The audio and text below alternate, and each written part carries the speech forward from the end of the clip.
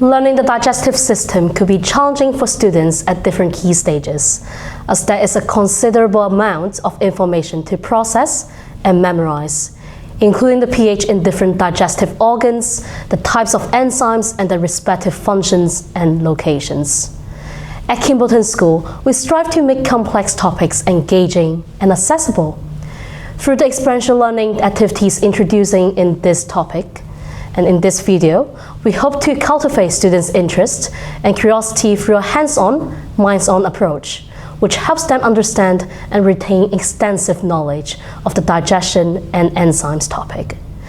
These activities include the digestion and demonstration, the Mentos and Coke activity, the cracker chewing activity, the pineapple jelly experiment, and the Beaumont experiment. Let's start off with the first activity, the digestion demonstration. This demonstration visualizes the whole digestion process in our body using different tools and reagents.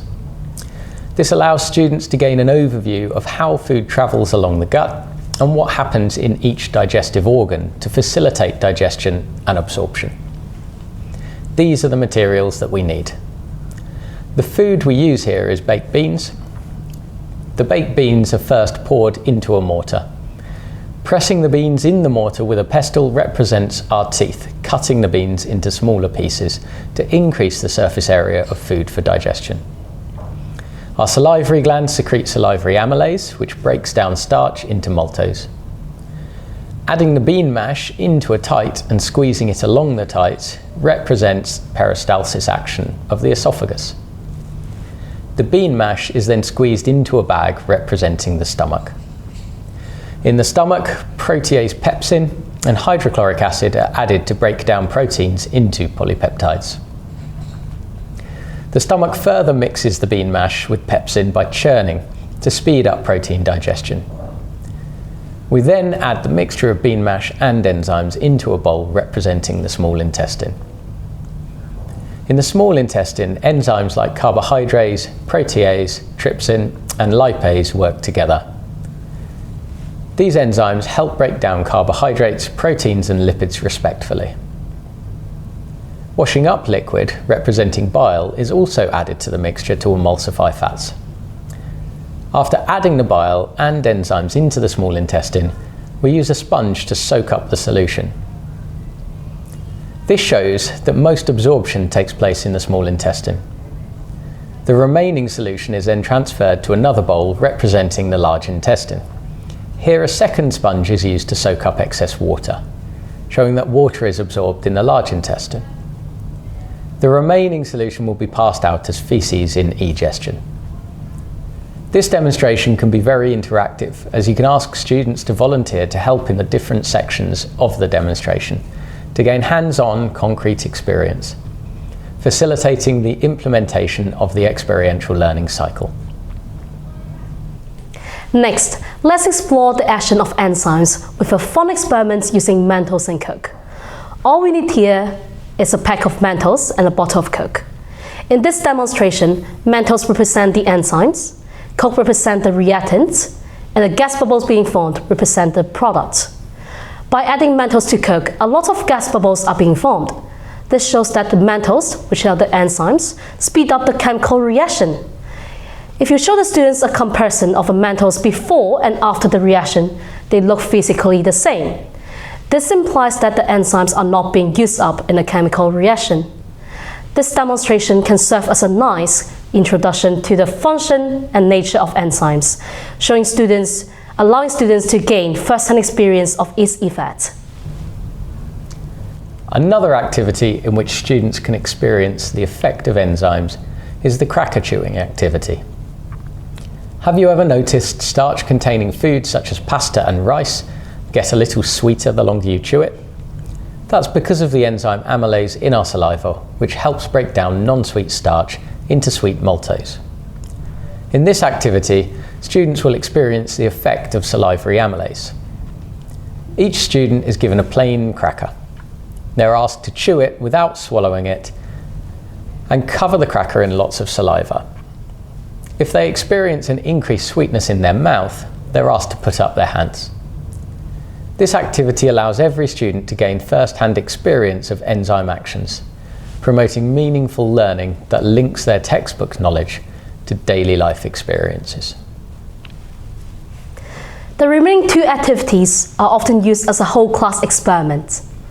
These are the materials we need for the pineapple jelly experiment. For this experiment, we usually have students working in pairs to develop their collaborative and interpersonal skills. You can decide your student groupings depending on your teaching and learning context. Students are first asked to label the 2 jelly cups as tinned and fresh, respectively. Students then add a piece of tinned pineapple to the cup labeled as tinned, and a piece of fresh pineapple to a cup labeled as fresh. Students are then asked to prepare the jelly mixture and pour the jelly mixture into the 2 cups with the pineapple added. The 2 jelly cups are then placed in the fridge for a few hours to set.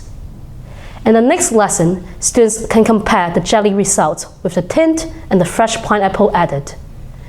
As we can see, jelly with fresh pineapple would not set, while the one with tinned pineapple would set. This is because when the jelly is added to the fresh pineapple, there is a protease that only exists in fresh pineapple that breaks down the collagens molecule in the jelly gelatin, so the jelly cannot set. On the contrary, tinned pineapple do not have this protease, so that's why they will set in this process. The second experiment we want to share is the Beaumont experiment, which is named after Dr. William Beaumont, the founding father of gastroenterology. These are the materials we need for this experiment.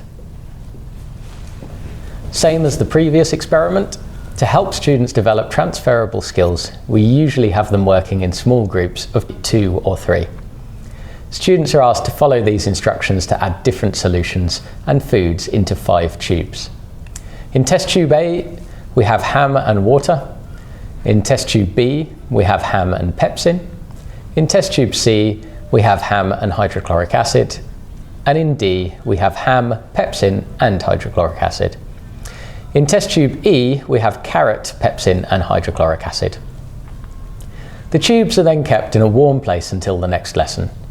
In the next lesson, students are asked to observe and compare the conditions of the ham and the carrots in the tubes. As we can see, the pieces of ham in tubes B, C, and D are all broken down to certain extents, with the one in tube D being broken down the most, as both hydrochloric acid and protease pepsin are present, so the rate of protein digestion is the highest. Through observing and analyzing the results in the above 2 experiments, students are encouraged to deduce the underlying reasons causing the different conditions of the ham and the carrot. This process can help promote students' basic and integrated science process skills, including observing, inferring, communicating, and interpreting data skills. We can also guide students through different stages of the scientific method, including the concept of independent, dependent, and control variables in these experiments, which are commonly asked in GCSE and A-level past-paper questions. We hope you enjoyed this video on different experiential learning strategies we can use as teachers to teach digestion and enzymes in GCSE and A-level. You can use these activities at different stages of David Kolb's experiential learning cycle to introduce new knowledge, reaffirm students' abstract conceptualization, and consolidate students' prior understanding. If you have any other interesting ideas and experiences on teaching digestion and enzymes, please share them in the comment section below. We look forward to having you join us as we take a fascinating look into the digestive system and discover how simple demonstrations can unlock big ideas.